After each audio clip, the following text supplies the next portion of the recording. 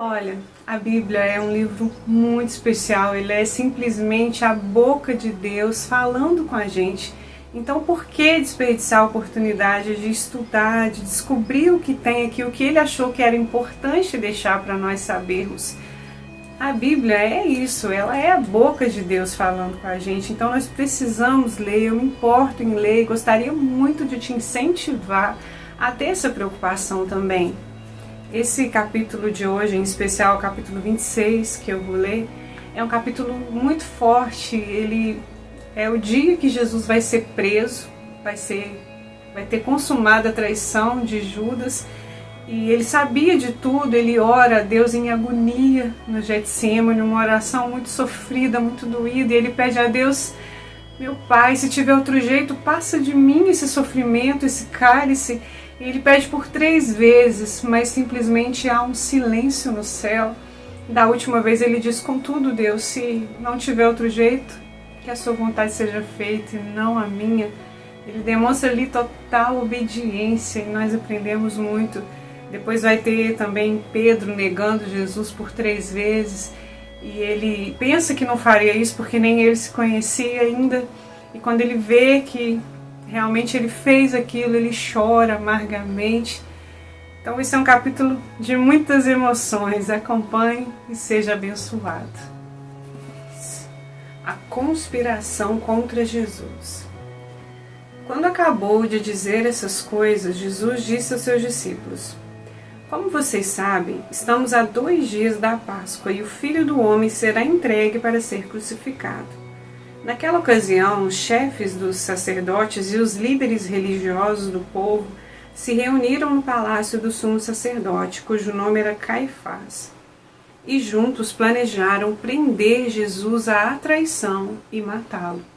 Mas diziam: não durante a festa, para que não haja tumulto entre o povo. Estando Jesus em Betânia, na casa de Simão, o leproso, aproximou-se dele uma mulher com um frasco de alabastro contendo um perfume muito caro. Ela o derramou sobre a cabeça de Jesus quando ele se encontrava reclinado à mesa. Os discípulos, ao verem isso, ficaram indignados e perguntaram: por que esse desperdício? Este perfume poderia ser vendido por alto preço e o dinheiro dado aos pobres. Percebendo isso, Jesus lhes disse: por que vocês estão perturbando essa mulher? Ela praticou uma boa ação para comigo. Pois os pobres vocês sempre terão consigo, mas a mim vocês nem sempre terão. Quando derramou esse perfume sobre o meu corpo, ela o fez a fim de me preparar para o meu sepultamento.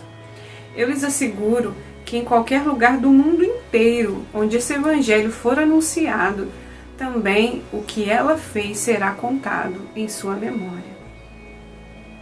Então, um dos 12, chamado Judas Iscariotes, dirigiu-se aos chefes dos sacerdotes e lhes perguntou: o que me darão se eu o entregar a vocês? E lhe fixaram o preço, 30 moedas de prata. Desse momento em diante, Judas passou a procurar uma oportunidade para entregá-lo.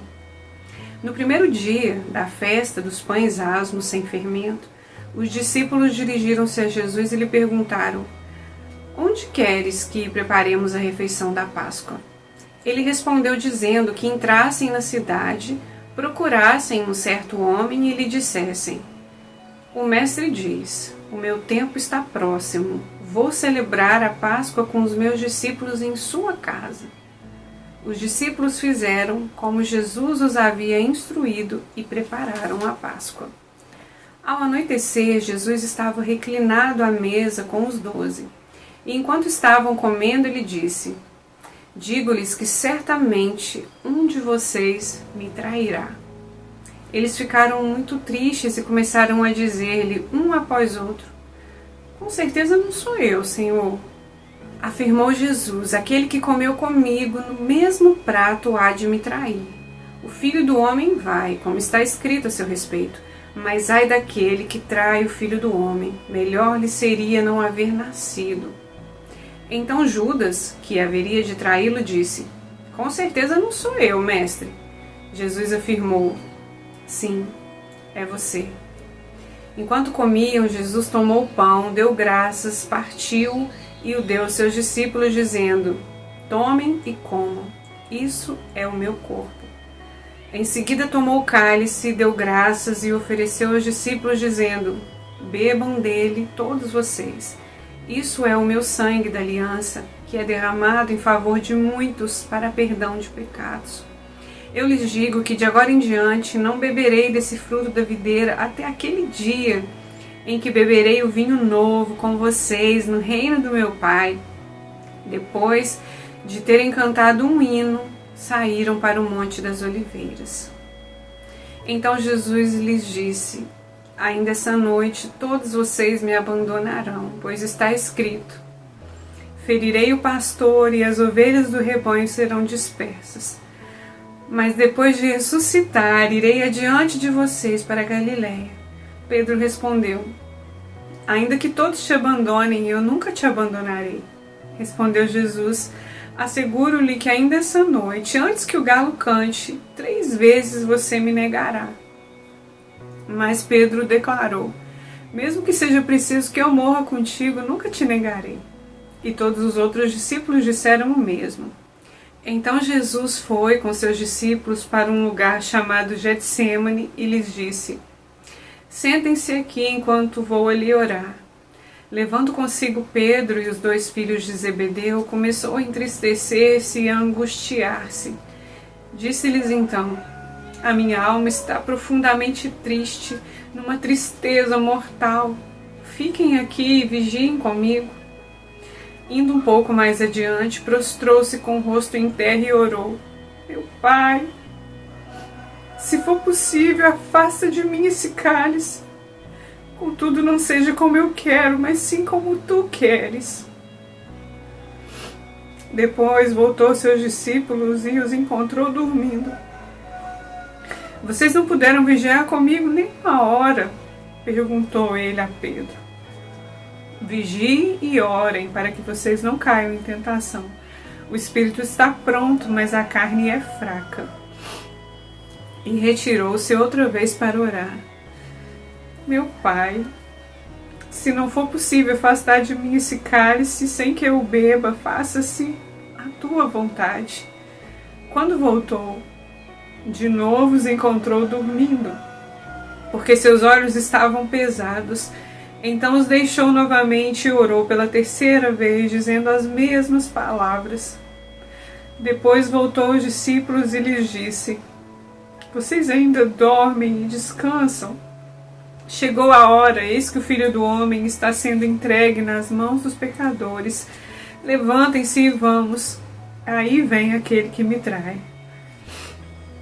Enquanto ele ainda falava, chegou Judas, um dos 12, e com ele estava uma grande multidão armada de espadas e varas, enviadas pelos chefes dos sacerdotes e líderes religiosos do povo.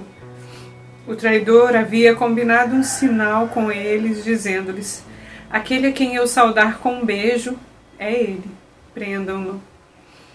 Dirigindo-se imediatamente a Jesus, Judas disse: salve, mestre, e o beijou. Jesus perguntou: amigo, a que o traz? Então os homens se aproximaram, agarraram Jesus e o prenderam. Um dos que estavam com Jesus, estendendo a mão, puxou a espada e feriu o servo do sumo sacerdote, decepando-lhe a orelha. Disse-lhe Jesus: guarde a espada, pois todos os que empunham a espada pela espada morrerão. Você acha que eu não posso pedir ao meu Pai e ele não colocaria imediatamente à minha disposição mais de 12 legiões de anjos? Como então se cumpririam as escrituras que dizem que as coisas deveriam acontecer dessa forma? Naquela hora Jesus disse à multidão: estou eu chefiando alguma rebelião para que vocês venham prender-me com espadas e varas? Todos os dias eu estive ensinando no templo e vocês não me prenderam. Mas tudo isso aconteceu para que se cumprissem as escrituras dos profetas. Então todos os discípulos o abandonaram e fugiram. Os que prenderam Jesus o levaram a Caifás, o sumo sacerdote, em cuja casa se haviam reunido os mestres da lei e os líderes religiosos. E Pedro seguiu de longe até o pátio do sumo sacerdote. Entrou e sentou-se com os guardas para ver o que aconteceria. Os chefes dos sacerdotes e todo o sinédrio estavam procurando um depoimento falso contra Jesus para que pudessem condená-lo à morte, mas nada encontraram, embora se apresentassem muitas falsas testemunhas. Finalmente, se apresentaram duas que declararam: "Este homem disse: eu sou capaz de destruir o santuário de Deus e reconstruí-lo em 3 dias." Então o sumo sacerdote levantou-se e disse a Jesus: "Você não vai responder à acusação que estes lhe fazem?" Mas Jesus permaneceu em silêncio. O sumo sacerdote lhe disse: "Exijo que você jure pelo Deus vivo. Se você é o Cristo, o Filho de Deus, diga-nos." "Tu mesmo o disseste", respondeu Jesus. "Mas eu digo a todos vós: chegará o dia em que vereis o Filho do Homem assentado à direita do Poderoso e vindo sobre as nuvens do céu." Foi quando o sumo sacerdote rasgou as próprias vestes e disse: "Blasfemou! Por que precisamos de mais testemunhas? Vocês acabaram de ouvir a blasfêmia. O que acham? É réu de morte." Responderam eles. Então alguns lhe cuspiram no rosto e lhe deram murros. Outros lhe davam tapas e diziam: "Profetize-nos, Cristo, quem lhe bateu?" Pedro estava sentado no pátio e uma criada, aproximando-se dele, disse: "Você também estava com Jesus, o Galileu." Mas ele o negou diante de todos, dizendo: "Não sei do que você está falando."